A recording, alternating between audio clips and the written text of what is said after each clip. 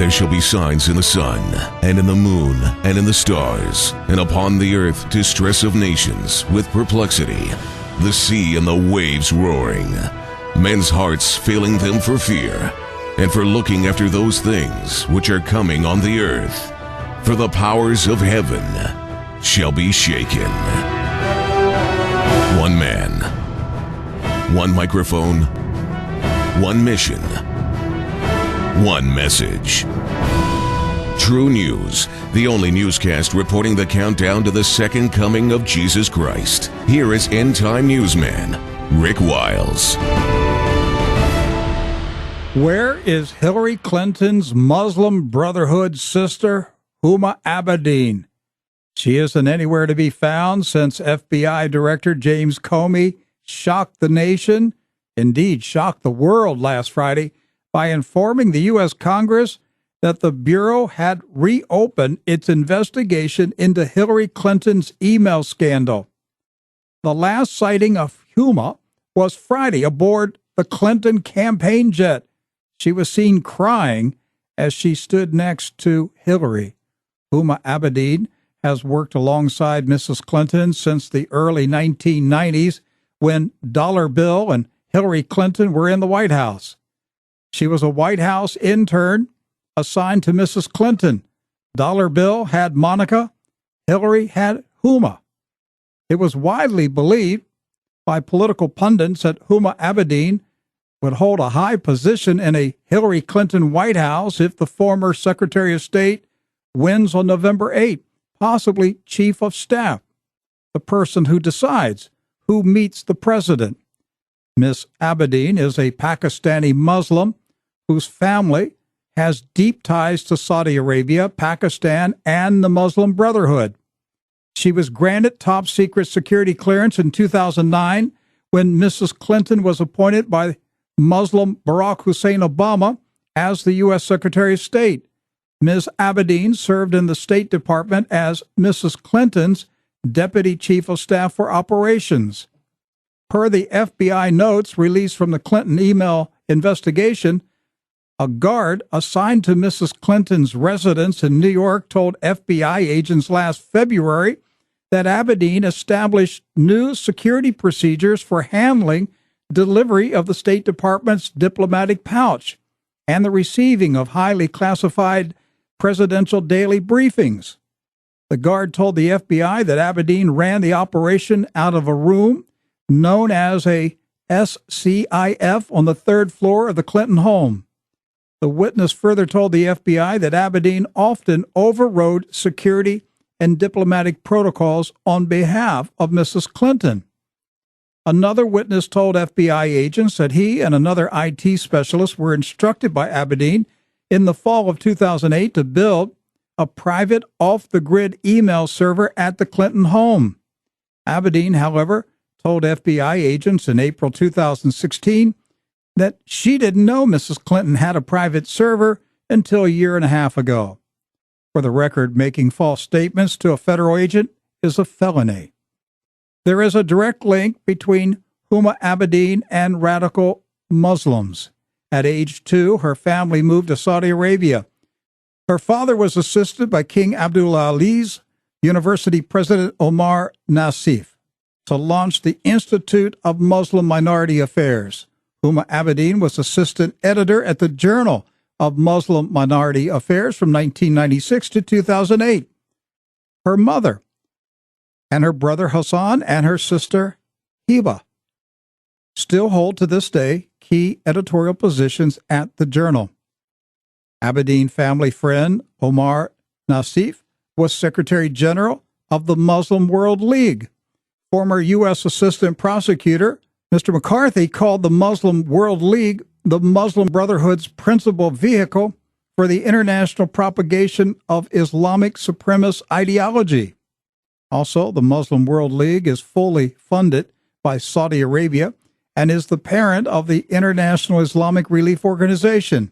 The Abedin family friend, Omar Nassif, is also co-founder of the Rabida Trust. His fellow trust co-founder was Wael Hamza Julaydan, one of the 4 founders of Al-Qaeda.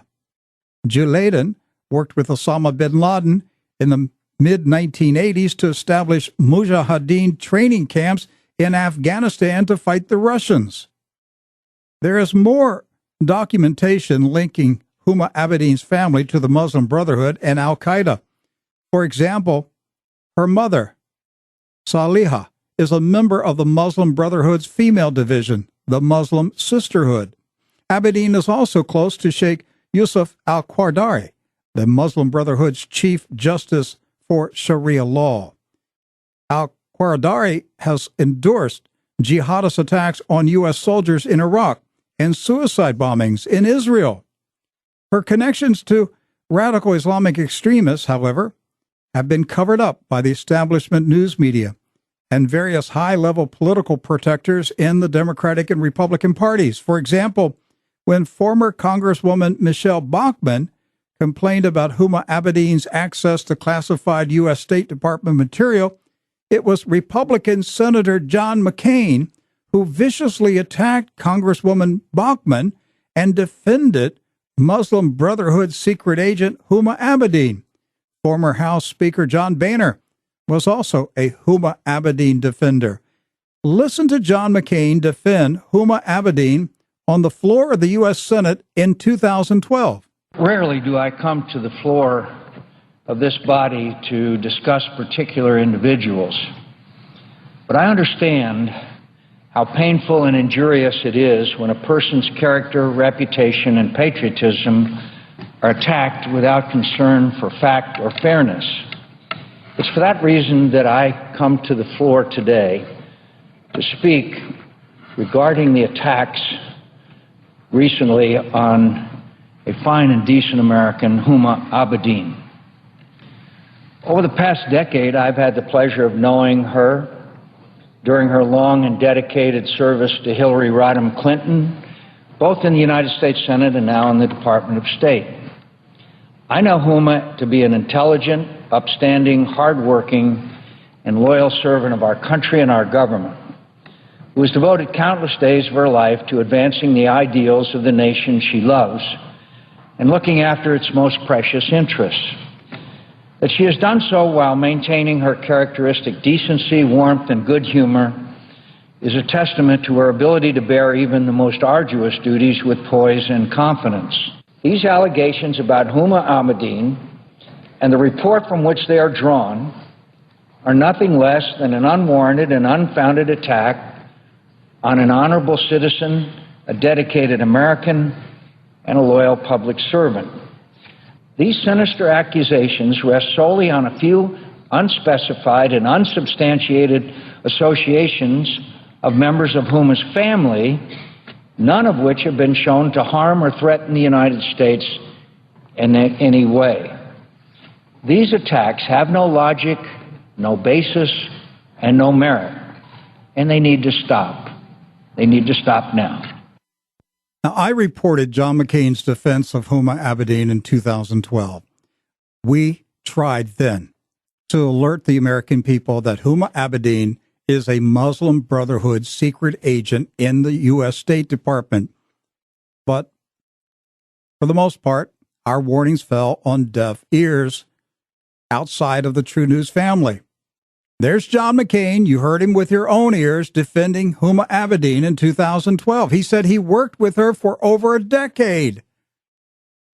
This is John McCain who helped arm ISIS. What do we have happening in Washington, D.C.? Edward Zoll, Fior Hernandez, and Doc Burkhart are with me to discuss and analyze this stunning turnaround in the U.S. presidential campaign. I am convinced Huma Abedin is a secret agent of the Saudis, the Muslim Brotherhood. The Muslim Brotherhood is financed by the Saudis. I believe she is a secret agent she was in the U.S. State Department. She was in the White House at one time with Clinton, and then the State Department, and by the side of Hillary Clinton every day, access to top secret classified information. And now we know there's this mother lode of emails, 650,000 emails on a laptop that she shared with her pervert husband, Anthony Weiner. I think this is much bigger than whatever sexual perversion Anthony Weiner was involved in. Yes, he got caught sending text messages to an underage girl. Most likely they will find child pornography on that laptop. But he got caught at his sexual perversion. But that is going to open up the door to something so big that few people could get their mind around it. And that is the Islamic takeover of Washington. I think inside those 650,000 emails is a treasure trove of connections and influence and buy-offs. As the money flowed into the Clinton Foundation from the Saudis and the Persian Gulf countries, tens of millions of dollars. Why did they give the money? Because they wanted to help Haiti? I don't think so. No.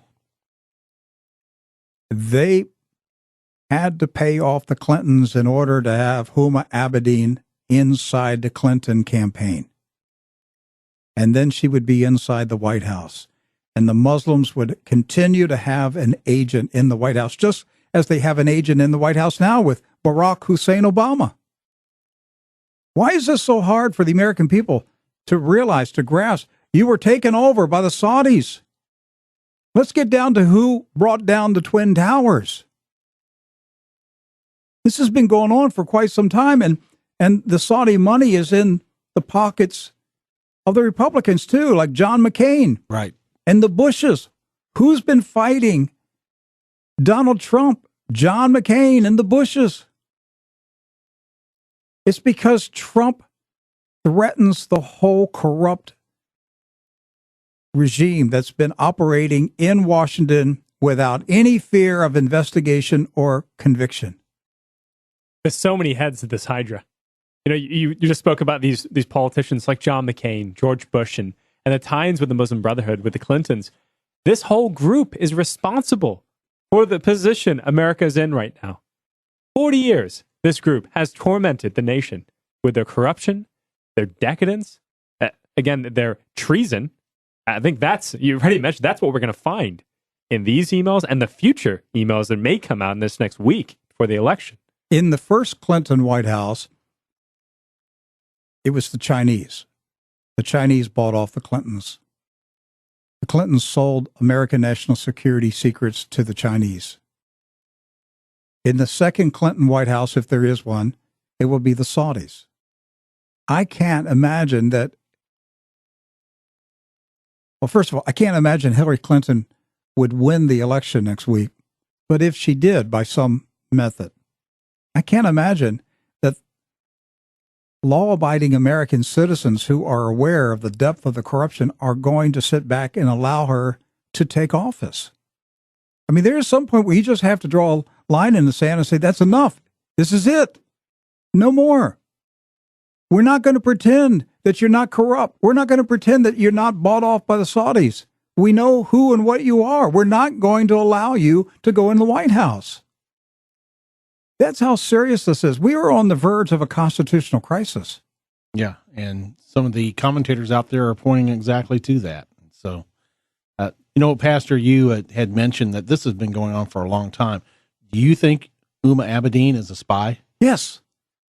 Yes, she's a secret agent for the Muslim Brotherhood and for the Saudis. It fits the story. I mean, it fits why she's married to Anthony Weiner in the first place. And married by who? By Bill Clinton. Bill Clinton. And here she was. Pastor Clinton. Right. Here she is, the long-suffering wife that already went through 2 sex scandals with Anthony Weiner already before this broke. And it just, just that side of it and her time and tenure and the administrations of Clinton and Obama just so much fits that profile, what you're saying. You know what? Here's what goes on. This will get the left all worked up. This will definitely get today's program on some leftist websites. This is the way it's done in Washington. You have a high-level influential lesbian married to a male sexual pervert, to have a sham wedding, a sham marriage. All right. Neither, they're not really married. Legally, they're married, but it's done for a cover. It's to make the gullible public think that this is a nice, normal family. All right. We have Muslim Huma Abedin married to Jewish Anthony Weiner. Isn't this an amazing couple? Right. All right. We have Bill Clinton married to Hillary Clinton. All right. You've got lesbian married to sexual pervert. This is the way it's done. One of these days, this is going to come out in the open, and people will realize that what I've been saying for years is true. I've been saying for a long time that Huma Abedin is a Muslim spy in the State Department.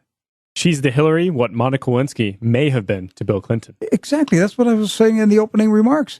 She started out as a White House intern in the 90s. Hillary had Huma. Bill had Monica. And so here we are now, Hillary expecting to take Huma Abedin into the White House. Now, Huma Abedin's perverted husband may have sank the whole thing. Now, my guess is Anthony Weiner has turned state's evidence. Yeah, I believe so too. I'm sure he's singing. Yeah. I mean, if he's facing child pornography charges, he could spend 20, 30 years in a federal pen. I am sure he's singing. I bet he's chirping away. But how in the world did the two of them share the same laptop? He's using the laptop for sexual perversion, and she's using the laptop to store 650,000 emails. No. Oh, that's easy. I have AutoSync on my computer at home. It syncs up my phone and my wife's phone and her laptop. And so we sync up our stuff on our master computer all the time. And so they never thought about it. When they did the cover-up, when she lied to the FBI and said, I gave you all my devices. I turned over all my emails. She forgot that it was synced up with the laptop. I don't buy that because it was in a folder marked life insurance. Doc, I've looked into that. I can't find, where did you find that?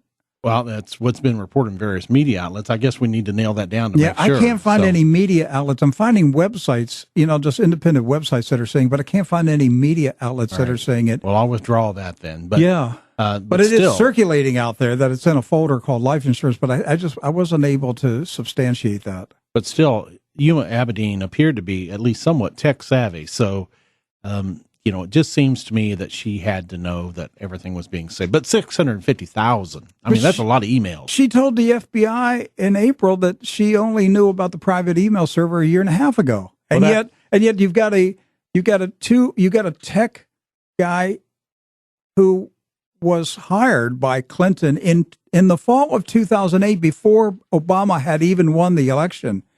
And he was hired to put the private email server into the home in New York. Brian Paggiano, yeah. And Huma Abedin oversaw the project.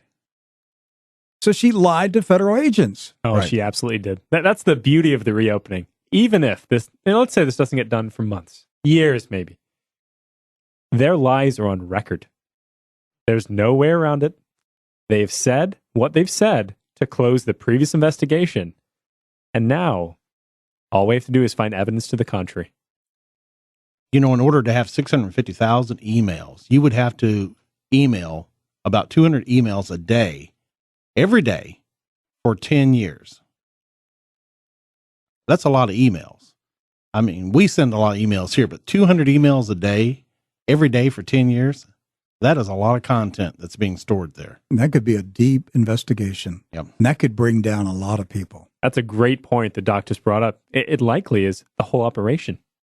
She probably downloaded the daily operation for 10 years of the schedule, the meetings, and all the deals that were made. All the deals. It's all archived right there in little Anthony's computer. Hey, Donald Trump said last night he didn't think he'd ever say thank you to Anthony Weiner. Listen to Donald Trump. The system is rigged, and I've been saying it for a long time. But you know what? What happened today, starting with the FBI, maybe the system will become a little less rigged. Beautiful. I'll bet you, without any knowledge, there was a revolt in the FBI. I'll bet you there was a revolt in the FBI by what they allowed to happen with respect to Hillary Clinton. There was a revolt. Now the FBI has found, you're not going to believe this one, this just happened, another 650,000 emails.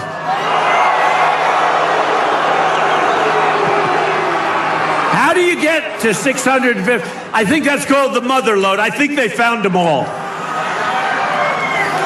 So the 33,000 that she deleted and bleached, I think is going to be in the 650. But how do you have that many emails? What do you do? Sit down all day and just keep typing? Hey, no wonder nothing gets done in our country. It was publicly reported that sources close to Hillary Clinton said, and she actually, I think, said it to the papers, that she was thinking of reappointing Attorney General Lynch, and effectively, I guess you'd call that a bribe, wouldn't you? Wouldn't that call it a bribe? To cover up her crimes, she bleached and deleted 33,000 emails after receiving a congressional subpoena. But I have a feeling they've just found a lot of them, don't you think? Have a feeling. Uma. They just found a lot of them. We never thought we were going to say thank you to Anthony Weiner. Donald Trump. But thank you, Anthony Weiner. Wow. Because he has brought down the Clinton regime. Once again, the Clintons brought down by a sex scandal. But this time, it's not just going to be a sex scandal. It is the entire criminal cabal that could come down. You know, Donald Trump said something that we said on Friday's program when the news broke about the FBI. We said on Friday's program, most likely there was a mutiny in the FBI, and that Comey didn't stand a chance. He didn't have a choice. He had to act. But then London's Daily Mail reported on Sunday that very thing. They said that the atmosphere in the FBI had become toxic, and that senior FBI agents, even department heads, would not even speak to Comey when they passed him in the hallway. Can you imagine Comey, the FBI director, saying good morning and agents walk past him? Sneer. And as they walk past. And they also said that he was depressed by the growing stack of resignation letters from senior agents. Wow. What was going to happen? This is what I was speculating on Friday, was that those agents were going to resign, hold a press conference, and humiliate James Comey. And Comey knew he had to do something. Now, the Democrats want Comey's head. Old Dirty Harry Reid suddenly is talking about ethics in government. What, Edward? You've been looking into Dirty Harry today. What's he up to? Yeah, so Harry Reid, he sent this letter to Honorable Director James Comey, and in short, he said he was going to unleash the Hatch Act. Now, the Hatch Act is it's something that was passed to stop members. Federal employees can't participate in political activities. Yes, just kind of like with the Lyndon Johnson Amendment for churches. Now, something that's very interesting with this is, in conjunction to Harry Reid's letter, a former ethics lawyer in George W. Bush's White House named Richard Painter filed an official complaint against Comey with the Office of Special Counsel. This was on Sunday. Now, he released the complaint in addition to an op-ed in the New York Times. That's why we know about it now. But, looking at analysis of this, the Office of Special Counsel, whenever they receive a complaint, they open up an investigation.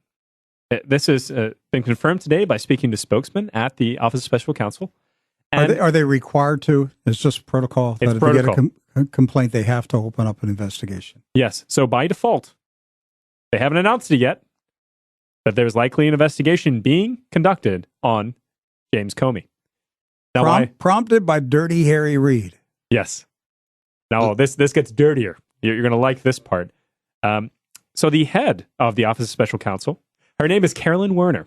All right, so Carolyn Werner was appointed by the Obama administration. You had to go through a nomination process. And, well, it turns out when you cross-analyze her name in the WikiLeaks database, well, she's got a personal relationship with John Podesta. They've had dinner together. My. John Podesta even helped her get renominated for that position she now holds, and which she is likely using to go on a witch hunt against James Comey. All the snakes are living in the same pit. Yeah. It's just a big snake pit in Washington. And then we get in situations like this, they start eating one another too. Yeah, this is fun to watch. Yeah. Isn't it fun? Very true. Eeyore, don't you think, isn't this amazing to see how God is responding to the prayers and the fasting of his people? Amen. I love to see that because I do know that in order for us to heal, there needs to be exposure, just like confession of your sins. So I Right. know that the Lord exposes things and then he's going to heal it. That's what I believe. I truly I do too. He's showing us exactly what has been going on. But it's a response to the prayers of the people. Lance Wallnall is going to be here in a few minutes, and he's going to have a lot to say on this. And then later in the program, Fior has a special report on the praying and fasting of people around the United States, and God is responding. This is absolutely an amazing thing to behold. You know, I've said this before this year. It is rare that we see God judging the wicked on this side of eternity. We're told in Scripture to be patient, not to be depressed by the wicked prospering, that they'll get theirs in the afterlife. Right. But we are witnessing God dealing with the wicked in our lifetime. Very few generations have ever seen anything like this happen. This whole year's an amazing year. It's stunning. Hey, Donna Brazell is back in trouble. Wow. The DNC chairperson, she got caught again slipping a town hall debate question to Hillary Clinton.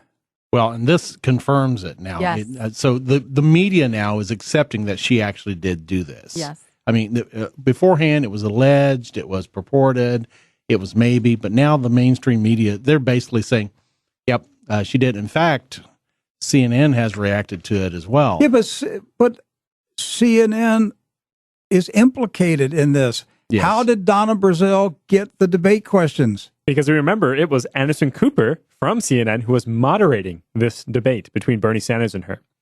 And then the second one was, this fall, Right. where the second question, she got a second question, for a debate hosted by CNN.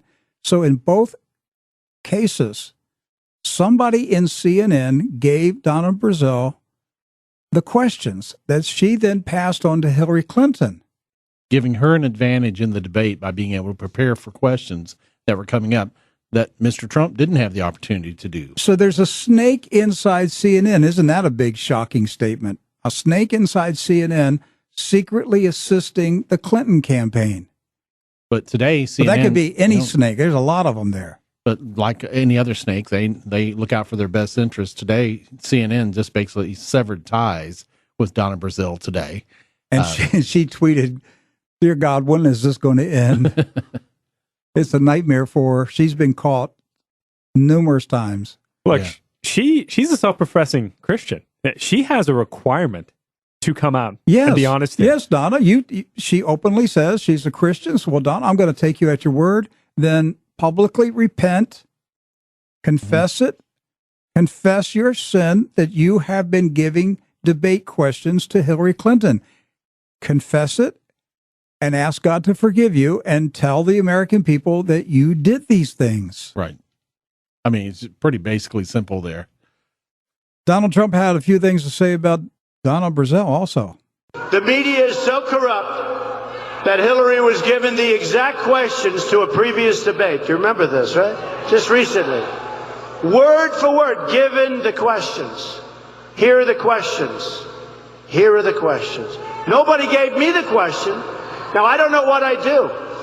Would I turn the people in, or would I take the questions? She was given the question. I think I'd turn them in. I think I'd say, wait a minute, what's going on over here? I want to know, was she given the questions to my debate? But it doesn't matter because we won. So,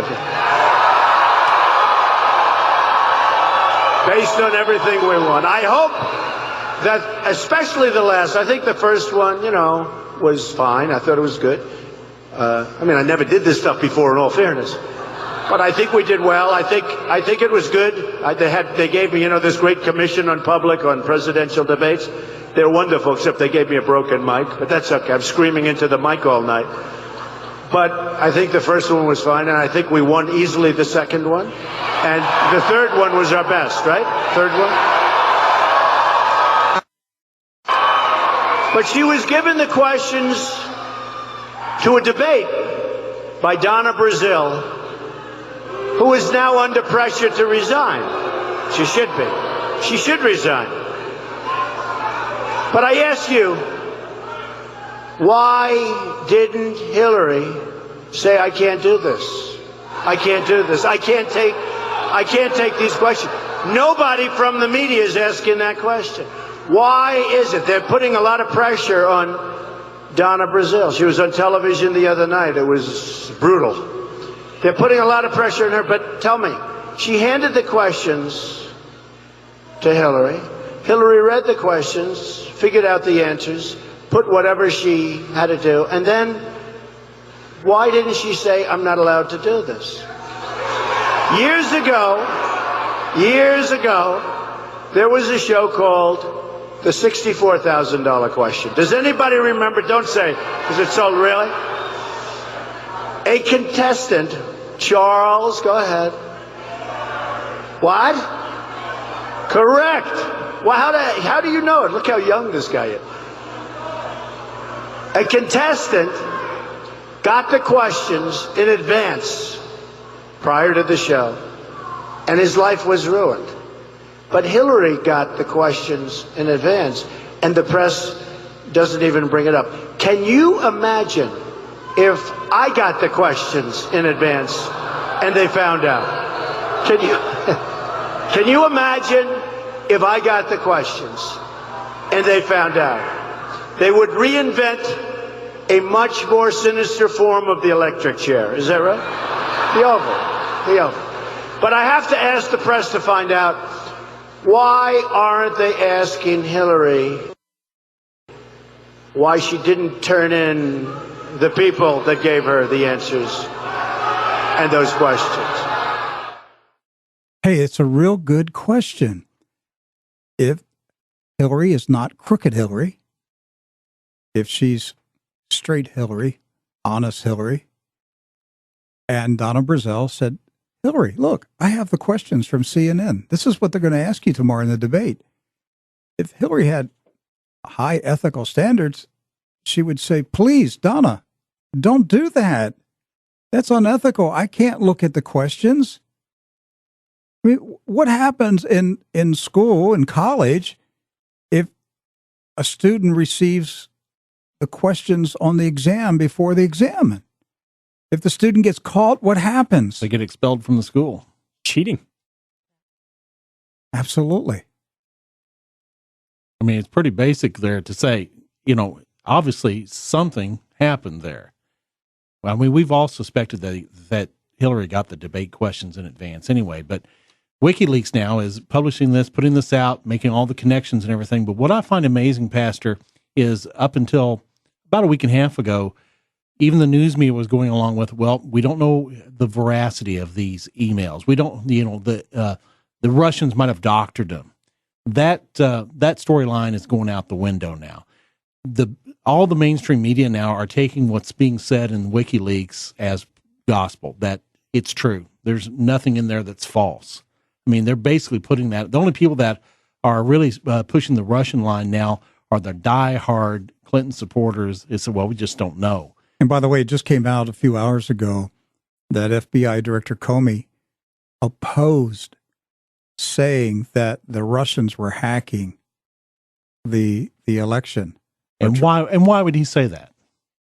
Well, I'm just going by, it doesn't give a lot of details, but it said he was basically coerced by Homeland Security and the Justice Department to go along and make a statement. Wow. A statement without evidence. Right.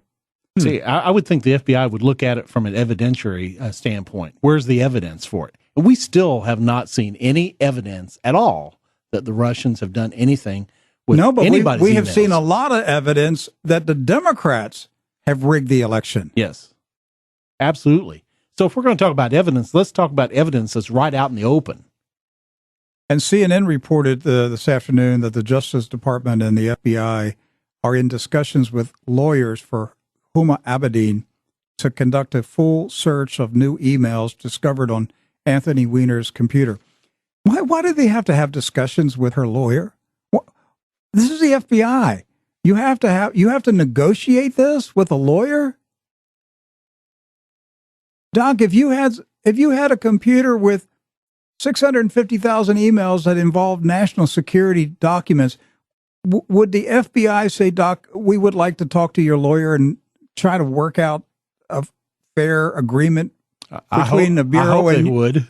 You would hope. But what are the odds that would happen? No, I'd be about six layers deep in a prison somewhere. Your house would be surrounded by black SUVs, and they would kick open your door, and you would be thrown to the floor, and they would take your laptop and your computers and your phone. You're not going to ask you for permission. Well, in the presidential campaign of unprecedented events, where you're 1 week out now, and you have one of the presidential candidates under investigation by the Federal Bureau of Investigations. I don't know. This is unprecedented. This is unbroken ground. This is the biggest scandal in U.S. history. The FBI director is now under investigation. Yes. Who is investigating the presidential candidate of the Democratic Party, the wife of the former president of the United States. Who was investigated beforehand and was impeached. And for what? For what purpose? For lying? For lying under oath. Yes, but you guys have to admit you have been calling for the investigation into Comey for a long time. Yes, and let it happen. Yes. Because I think Comey is in trouble. Well, Fiora, I'm hoping Comey comes to the light side. I'm hoping Comey flips on them, maybe does something to redeem himself on this. But can you just imagine what will come out in this shakeup if, again, Weiner has flipped and Comey flips? The 650,000 emails potentially have enough evidence to bring down the entire political establishment, including the Republican Party. But Pastor, realistically, can anything happen in 7 days? I mean, there's no indictments that are going to come down in 7 days. The U.S. military may make arrests. Don't count that out. This is a constitutional crisis. It really is. The U.S. military could act in order to save the republic from a collapse. But it's starting to look like, aside from this laughable Russian narrative, that we have been infiltrated by an enemy organization who's attempting to overthrow our Constitution. You got it. That's exactly what's been underway for a number of years. And we've had a phony president in the White House orchestrating it. Hey, a couple other things. Danny Williams, the man who claims that he is the son of Bill Clinton, his mother was a prostitute, he is going to make a major announcement tomorrow. It's been billed as a bombshell that will rock Hillary's campaign. Edward, do you have any clues what this may be?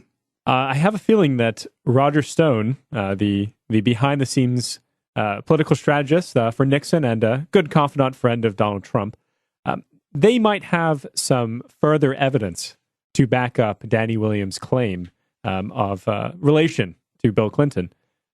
It's a very murky back because I don't think anything short of a DNA test would probably convince the public. But what if there are pictures? What if there is some, for example, in Danny Williams' testimony, he said that packages of money, cash in hundreds, were dropped off to his mother's house, and they had pictures of Bill Clinton in their home.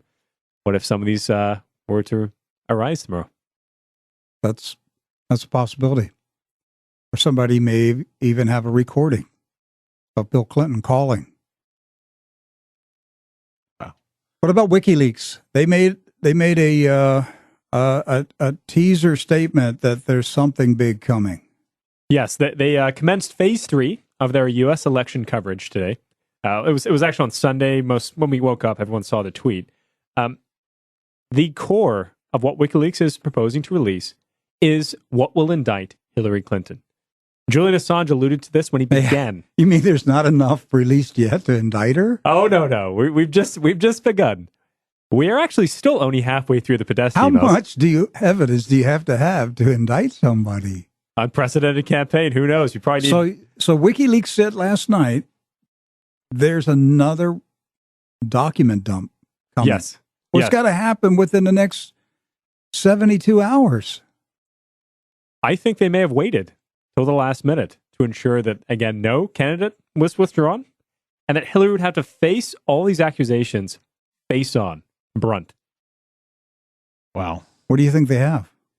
Well, I held this off until, we would come in today. We received a message, actually, regarding what may be in this leak. Not a message from WikiLeaks. No, it's from a European hacker who has done work providing and helping with some research for WikiLeaks. This message, we had to wait, kind of look at this, because we're not just going to say something like this on air unless there's something to it. I received this on Wednesday before the investigation was reopened. Now, this is what the message reads. It's finally happening. Now, please read this and pass it on. All 33,000 deleted emails are going to be released by November 1st, probably in 4 to 5 sets. These emails are going to be the complete undoing of the Democratic Party. We are purposely holding them back so they cannot have time to replace Hillary. Also, we are not Russian, despite what CNN tells you. We already have inside info that Obama is literally going to start a war with Russia to cover up the crimes that are in the emails. We are talking Obama and Hillary being held for treason and ending up with the same terrorists they have influenced by this time next year. Don't give up the fight. Julian and his staff 100% know Hillary is not going to be president. Hillary knows once the emails get released, she's done. And that is why she is crying Russia and Obama is willing to start a war to hide their crimes. Or at least draw attention away from their crimes. The emails are coming through in the next 2 weeks, and there are 6 videos being released. One video documents Hillary slandering and being racist against a female African American. The amount of hatred seen on her face for the community will be worse than 100 Trump tapes. Also, there are documents and videos coming this week that will be destitute any faith left in the Democratic Party, specifically with Hillary Rodham Clinton's campaign. We have them committing felonies on camera, the kind that make the voter fraud that we have released look like jaywalking tickets. This includes bribes and threats to control the media and election officials. The information will be released. We rely on everyone to help spread the truth. Well, if that's true, then... That message says November 1st. That's tomorrow. Right. Hillary's going to have a bad day. We should buy her a bottle of Excedrin. She's going to have a pounding headache tomorrow. Obviously, there's more on the way. The Clinton campaign is really in a death spiral.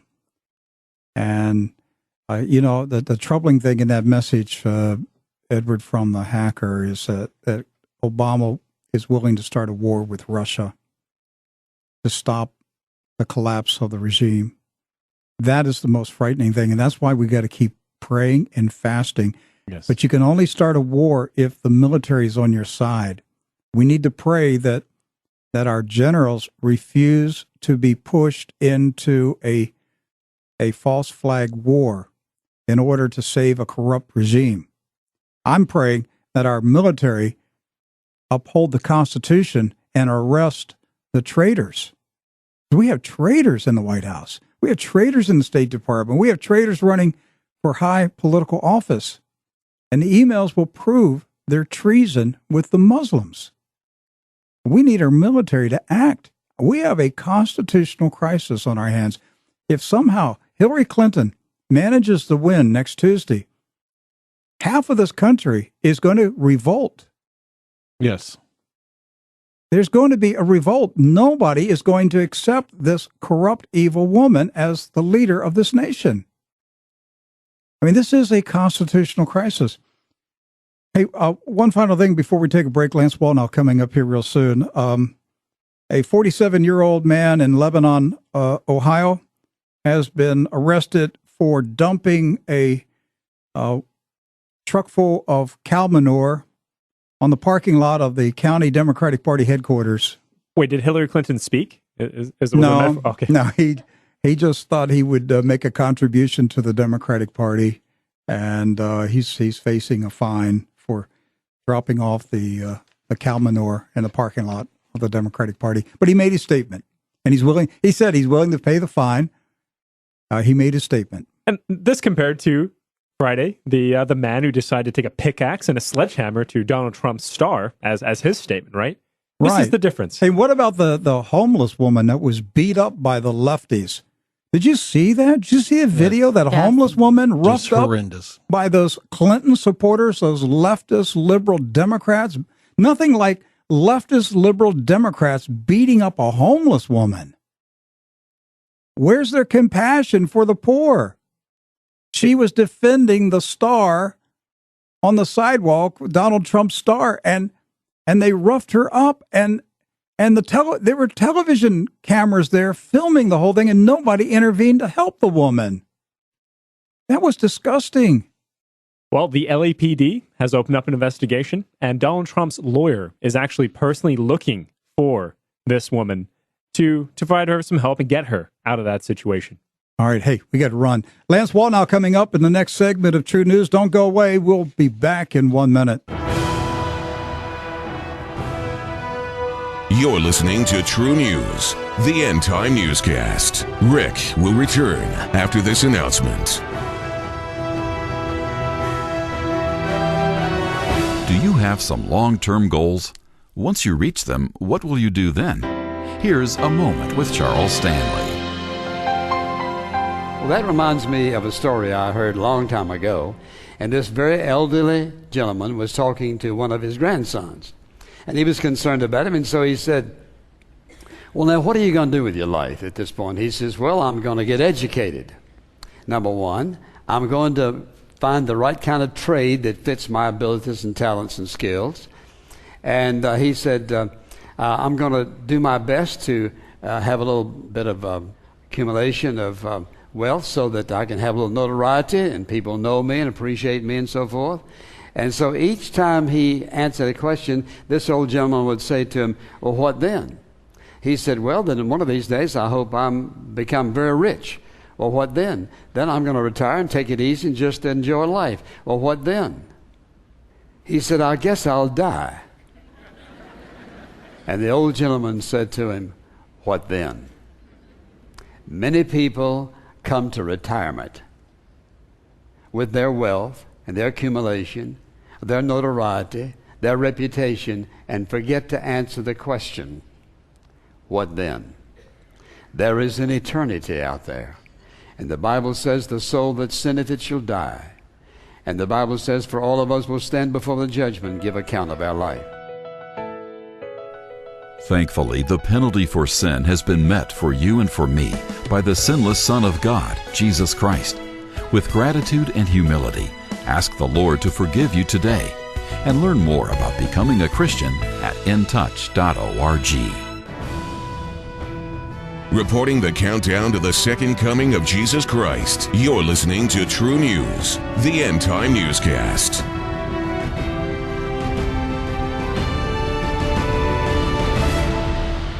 Welcome back to True News. This is segment 2 for Monday, October 31st, 2016. Here's a quick reminder to the True News fan club. We are 2 weeks away from the real estate closing on our new facility. The additional floor space and acreage are needed to accommodate our current activities and future expansion. Now, truthfully, I have been reluctant for the last several years to devote more ministry resources to building facilities inside the USA. I've been very concerned about the direction of this country. But throughout 2016, my soul was stirred by an urge to rise up and build. Something in the spiritual realm shifted this year. I know many of my fellow watchmen are still prophesying imminent judgment on America. But that's not what I'm hearing in my spirit at this present time. And that's a huge change for me. I've been warning and pleading with the American people since 1998 to repent of our sins as a nation and turn back to God. And as time went by, the nation became more pagan, not more godly. And there appeared to be little hope for revival. As I said, there's something different in the air this year. Last spring, I saw something in my mind that I now believe was a vision from God. I saw a door going shut, but a hand above tossed down a doorstop between the door and the door frame. And the doorstop prevented the door from closing. And immediately I heard the words in my spirit, Donald Trump is God's doorstop. It's not the doorstop's responsibility to bring revival to America. It is the doorstop's responsibility to block the door of judgment from being sealed shut. It's the responsibility of the church to push the door open. That's why we're expanding in late 2016 by acquiring a church facility in 10 acres. I believe God's giving us more time to preach the gospel in this nation. My guest today is business trainer, Mr. Lance Wallnau. This is my first time to talk with him. His website is lancewallnau.com. Lance, welcome to TruNews. Yeah, it's good to be here. Yes, sir. Is there something different spiritually in the air this year? Yeah, no doubt about it. I shared the same apprehension that you were describing about investing in America. And then I got a call to go meet at Trump Towers with Trump and some early evangelicals. I got added to the list, actually, by a PR agent that works for Paula White. And I went out of curiosity. But when I was there, the Lord said, Donald Trump is a wrecking ball to the spirit of political correctness. That actually is similar to the word that you got, that he is on the scene in order to shift the narrative that the devil has been manipulating over the country, and that his presence is a disruptive element, a chaos element into the devil's plans. Lance, is the evangelical Christian world missing what God is doing right now? Oh yeah, I think that's the reason why God chose Trump as opposed to any of the 14 better qualified conservative evangelicals that he was running against, because the Lord's actually making a statement. The church collectively, 100 million believers, have not exercised any serious influence over culture. We've been content to let it keep sliding. And so what we've got now is we've got the devil trying to take America down, and the Lord literally stopping the process and saying, I'm going to leave the door open for an awakening, but it's not the awakening we were looking for. We're looking for a religious ecstatic experience. What God is doing is awakening us to taking territory and occupying it aggressively against the forces trying to disciple America from a sheep nation into a goat nation. I was in New York City for the larger meeting that followed the meeting that you were in at the Trump Towers. And Pastor Bob Jeffers told me that in that meeting, and I assume you heard this same comment, he said that Donald Trump said to the 40-some pastors who were there, basically, he said, you guys are the reason this country's in this mess. And he put the blame on the pastors. And when Pastor Jeffers told me that, I smiled because I realized Donald Trump was the only person in this country that God could use to dress down those pastors. Yeah, and I was in one of those meetings. I was at that meeting there where he addressed 1,000 evangelicals, and the quote is kind of interesting because he said he was watching Bill Maher on Politically Incorrect, And he said, it seems strange to me that Christianity is so vilified and mocked. He said, it wasn't like this 10 years ago. And then he looked around the room and he said, if you don't mind me saying so, I think you guys have gotten soft. And it was quite fascinating. Then he backed up. He said, I mean, we've gotten soft. Me too. I mean, I'm a Christian too. And he threw himself in there. But what he was saying is that the influence that Christians have is so powerful if we ever unified around what we want, that there isn't a single agenda the devil is trying to pull off that couldn't be stopped and redirected if Christians engaged. And we have been soft. We've been soft because we've been confused. We think that the nation changes simply because we're going to get people to hear the gospel. Well, the gospel of the kingdom involves breaking out the message of Christ in government, media, arts, and academia, where we've surrendered ground so horrifically that now that it's unified against us, we're suddenly having a rude awakening. It's not the awakening we wanted, but it's waking us up. Why are so many evangelical Christian leaders having a difficult time discerning what the Lord is doing in this country through this election? I think it's largely because, and this is just an honest assessment, the Christian leadership is looking at the wrong data. They're looking at the growth of their ministries, and they're looking at the size of their following. They're not looking at how Christianity is showing up, shaping the national narrative. So you've got academia, which is literally producing a generation of socialist disciples that are agnostic. And they were wondering how come the next generation is becoming disinterested in the gospel. We actually have to start raising up more radical disciples on college campuses so that there can be moves of God in the very places that the devil is now occupying with an extreme progressive ideology. The church has surrendered so much territory in my lifetime. I'm 63, and I've watched this country, I've watched the church in this country back up and back up and back up. And I would, start at, say, 1962 with the Supreme Court decision on prayer and Bible reading in the schools. And all I've seen from the church leaders has been surrender. And you're right. And so I put a book out called God's Chaos Candidate. I just did it 3 weeks ago. It hit like the top 20 in Amazon just because what I'm doing is exposing to Christians how the left has been able to reshape the culture by forming groups called 527s. Those are groups that can be like nonprofits, infinitely funded in order to advance a political idea or to take out a political opposition. So in 2004, there was a meeting that took place in Boston with Harold Ikes, Podesta, Carville, all the think tanks on the left that are now working with Hillary.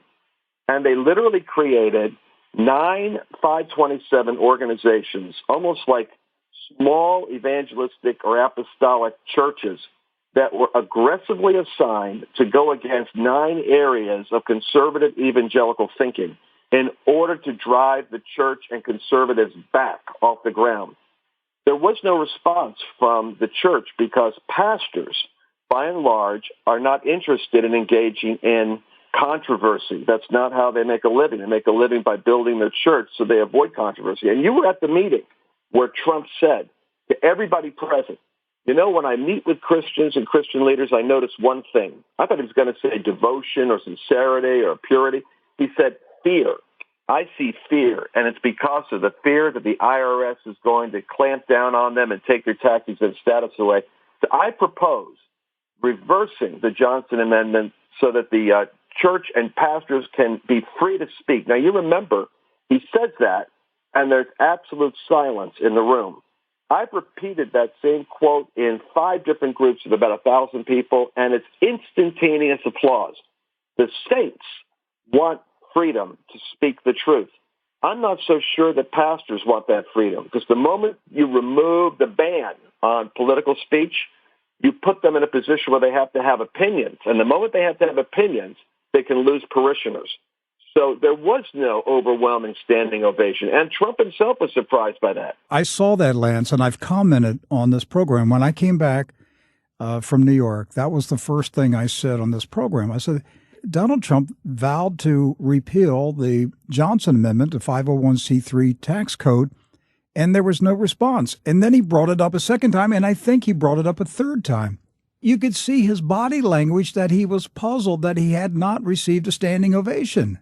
Exactly. And so what does that tell you? That tells you that there is, I'm sorry to say, a political self-interest, even in ministry, avoiding controversial subject matter.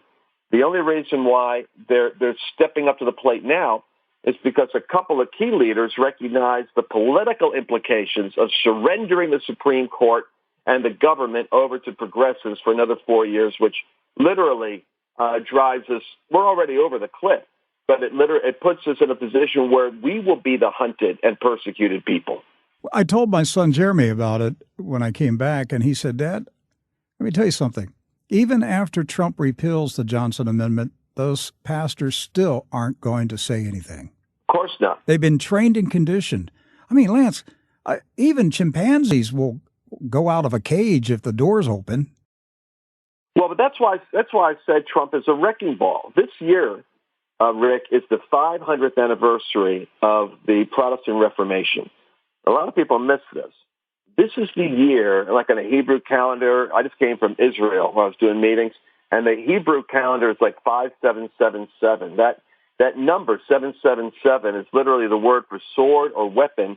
This is the year of the clashing of swords. It's the year when in the spirit realm, spiritual warfare is going to break out, and God is going to raise up, oracles that are going to speak. And if the church is silent, the wrecking ball, which is Trump, is going to actually expose the cowardice and compromise in the church so that those voices that are willing to speak the truth are going to be actually more and more listened to, and those that are not willing to are going to be less and less relevant.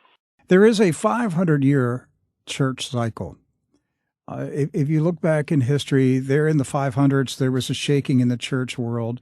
Then you had the Great Schism between the East and the West. What was that, 1054? Right. And then you had the Reformation 500 years later.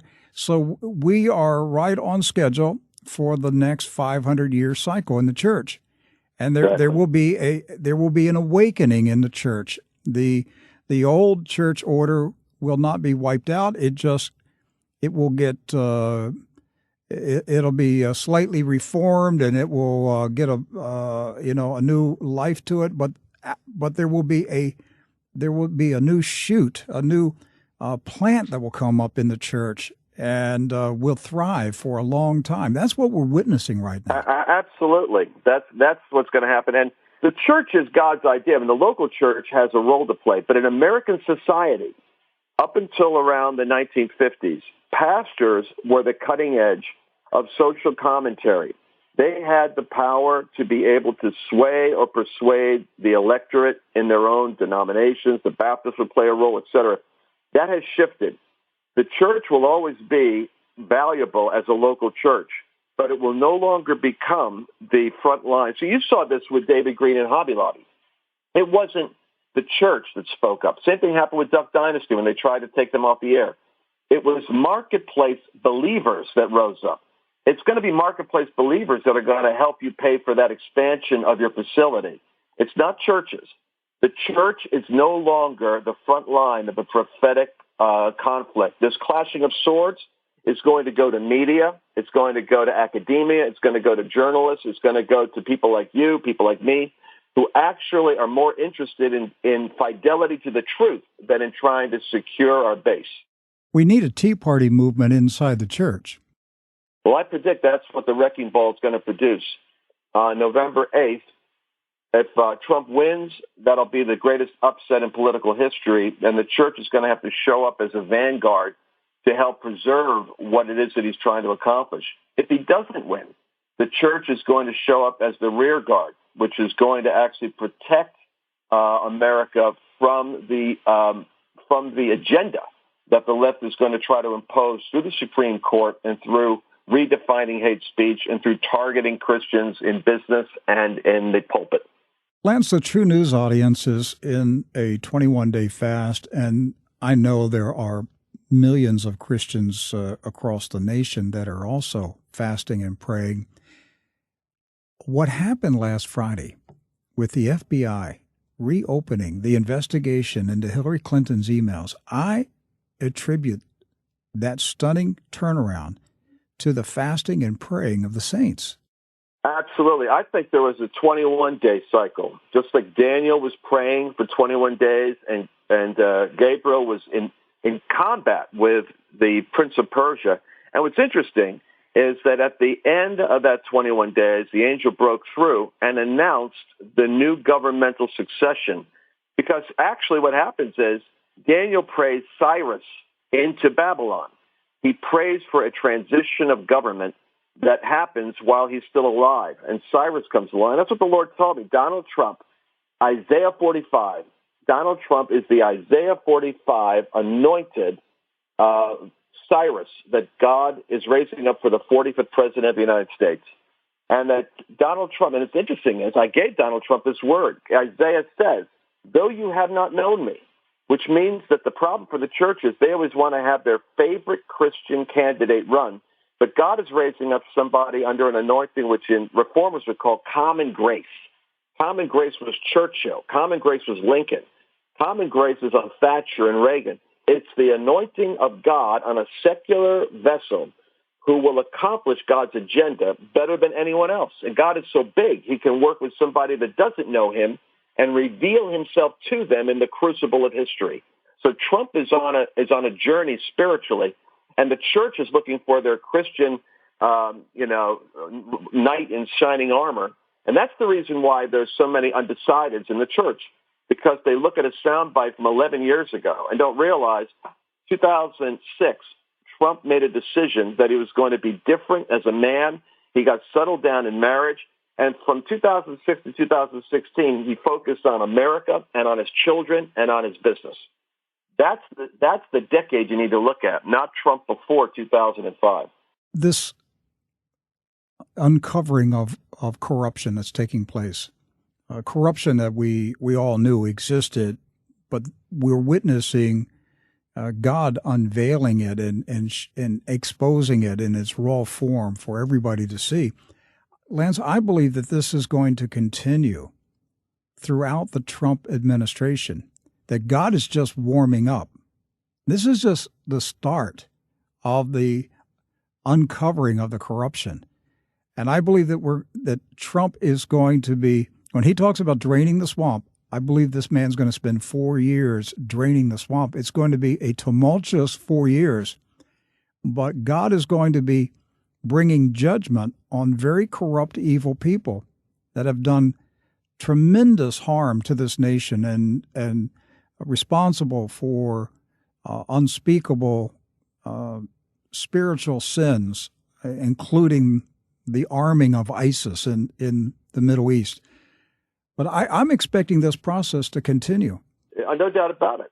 And that's what we have to be praying about. So what I was thinking is the 21 days before the election, there was an urgency in prayer. It's interesting that midway on the 11th day before the election, the FBI came out with the statement that they were reopening the case. That tells us prayer is working. It's right at the tipping point in the 21 days when we broke through. Because what we have to look at is the 600,000 emails that are now being reviewed. The reason why Comey came out the way he did, in my opinion, is because they dropped the case because they couldn't link intention on Hillary's part to cover up or to do anything illegal. Because they couldn't prove intention with the limited emails they had to drop the case. Now that there's 600,000 emails exposing the possibility of intention, she exposes herself to criminal prosecution. That's why the left is panicking. And I think the emails will link a lot of other powerful, wealthy, influential people to a crime syndicate. What it's going to expose is the tacit pay-to-play that has been implied by people is going to be proven in the paper trail. Okay, now the Christians, when Trump wins next week, and I am convinced he's going to win, I've believed it all year. When he wins next week, the Christians cannot rest and say, okay, we got that done. Now we can go back to life as usual. Lance, the Christians are going to have to press in and continue praying and fasting and demanding that corruption be eradicated in our government.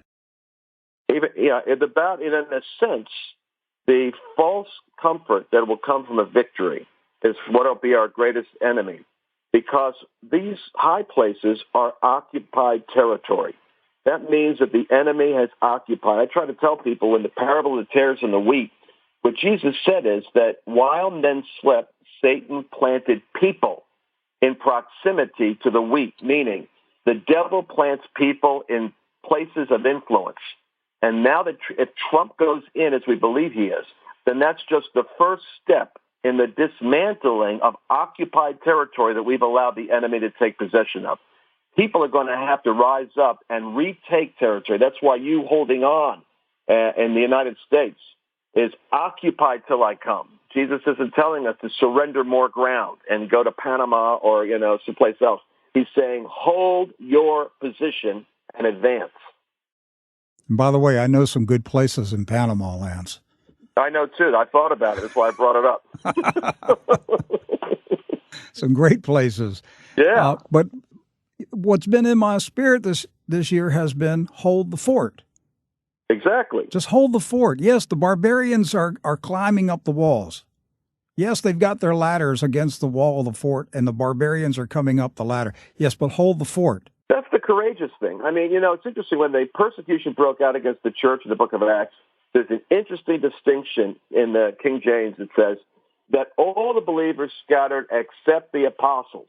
What that tells you is that when trouble comes, you can know who has governmental authority by who stays in the battle versus who goes.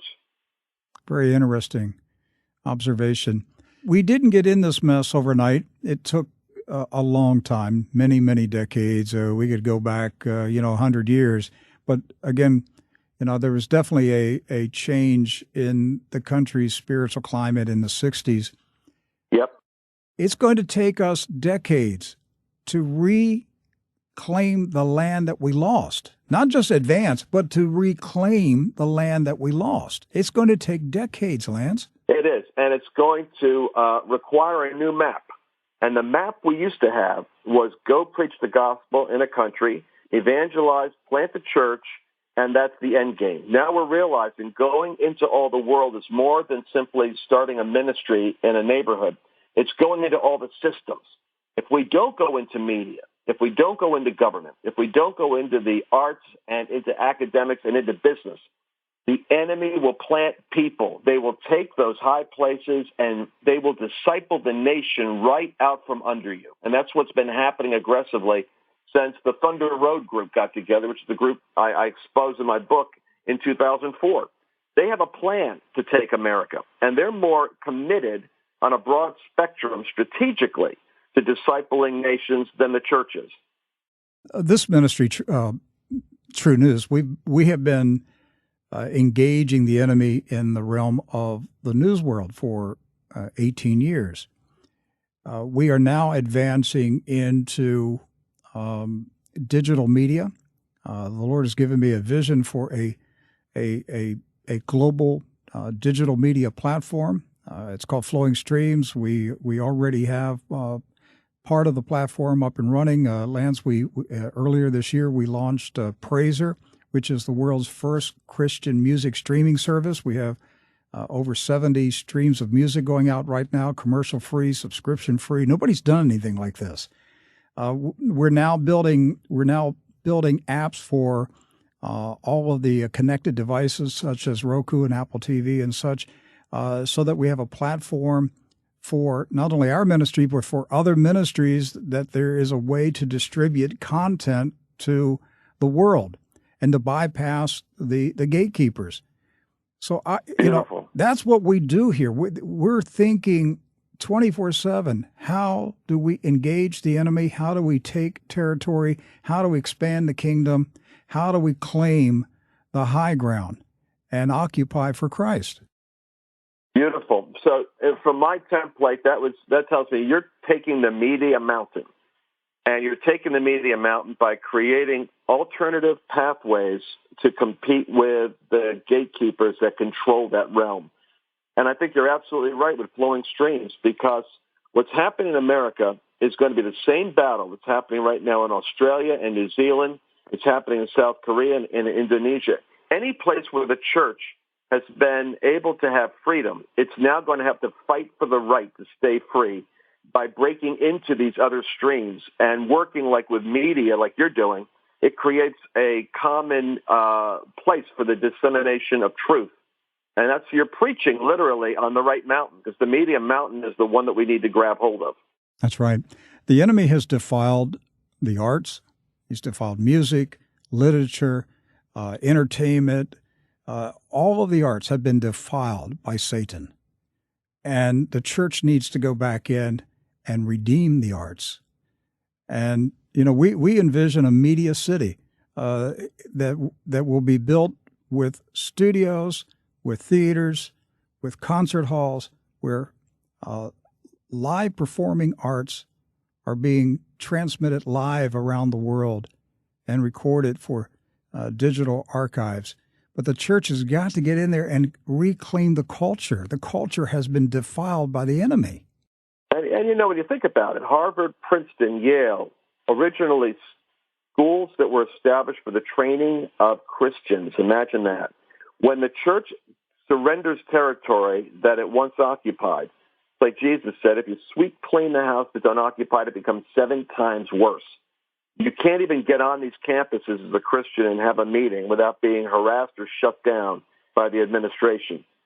So the real battle is that in the Reformation, there was an expansion of the gospel into banking and education, even into arts, and it helped to shape the great culture of the United States and the civilized part of Europe. And if we don't actually have another Reformation that releases a renaissance of Christian influence and culture, then the devil will be very glad to take every single mountain and circle the church and then put the lights out. Lance, if I brought you back a year from now, what do you think you will be saying to us?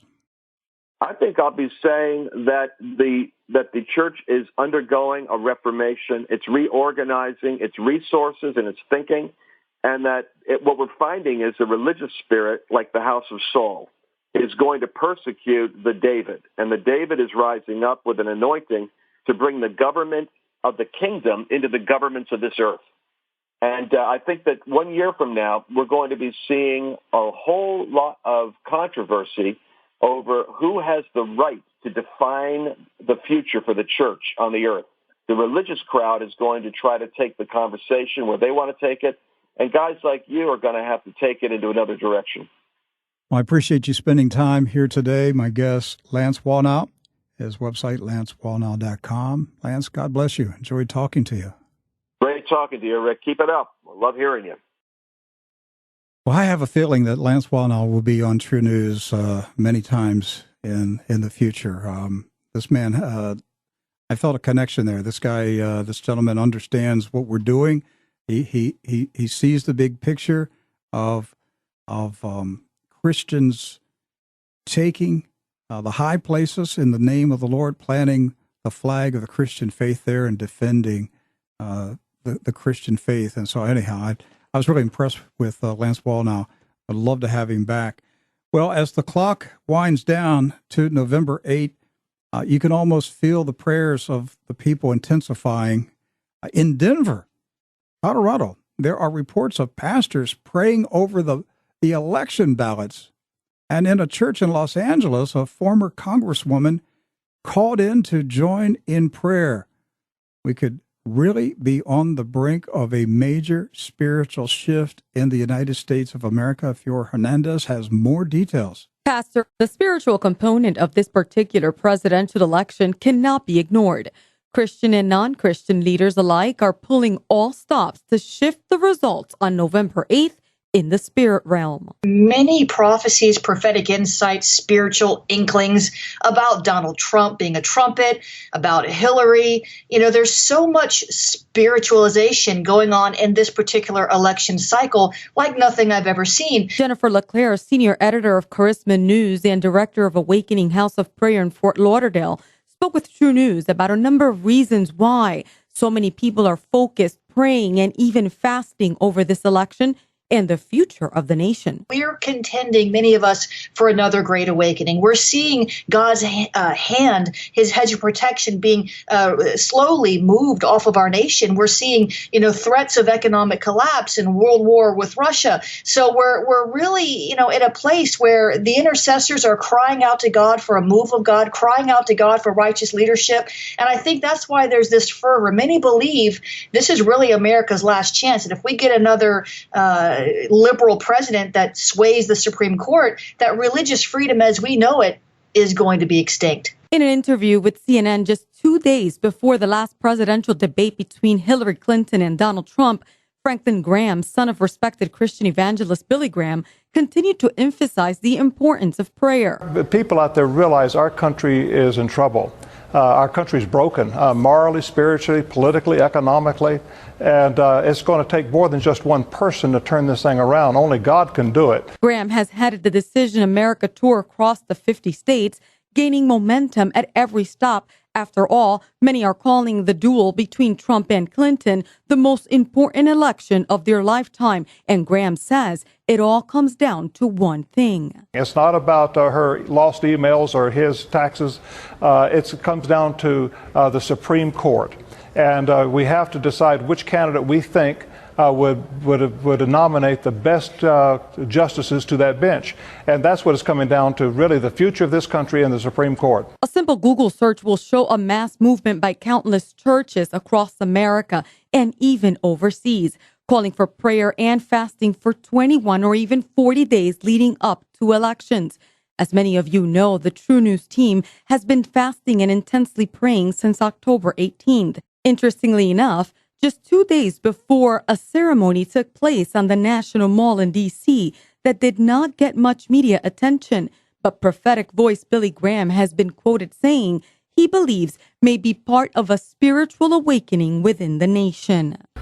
There are doubtless Indians in this audience who could shake America and the world for God if you would only get the vision of what Jesus Christ could do for you. When all nationalities come together, when all nations come together, you have to understand what's going on here. What you just heard was part of that event on October 21st, where the National Day of Prayer for First Nations was held by leaders from all tribes D.C., a fellowship of Christians representing 1,000 American Indians from the U.S. and Canada. They gathered on that day near the Washington Monument to proclaim and declare forgiveness to and over the United States. A full-blooded Yuchi Indian, Nigel Big Pond, coordinated this first event. He has also served on the board of the National Day of Prayer for years, where he collaborated to create the resolution of apology for 7 years. The Lord showed me and told me it's time for our Native people to go to Washington, D.C. and pray a National Day of Prayer for Native American people, or through Native American people. And it's not to mockery or make anyone proud. This is a God thing. I believe it will change the land. This nation is sick. It is certainly a season of spiritual shifting in this nation and even the world. But much like the prophet Elijah, many Christians are calling on the God of fire to answer the prayers of the people.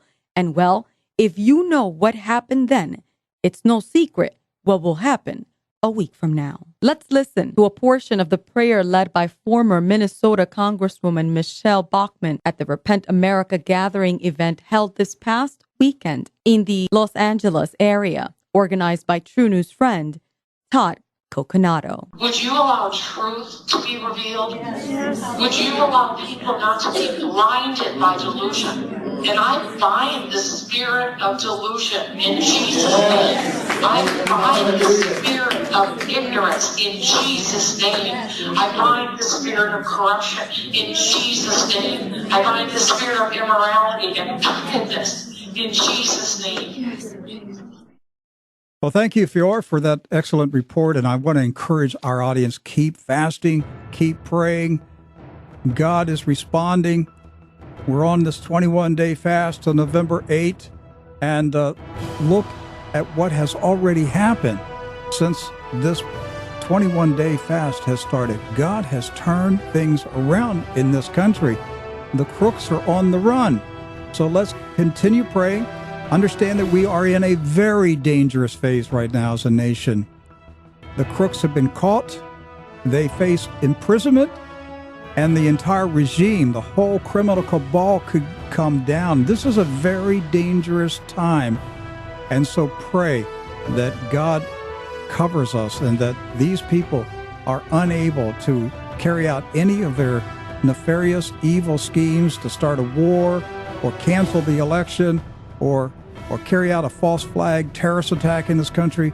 Listen, they are in a state of panic, and this is an extremely dangerous time. So continue praying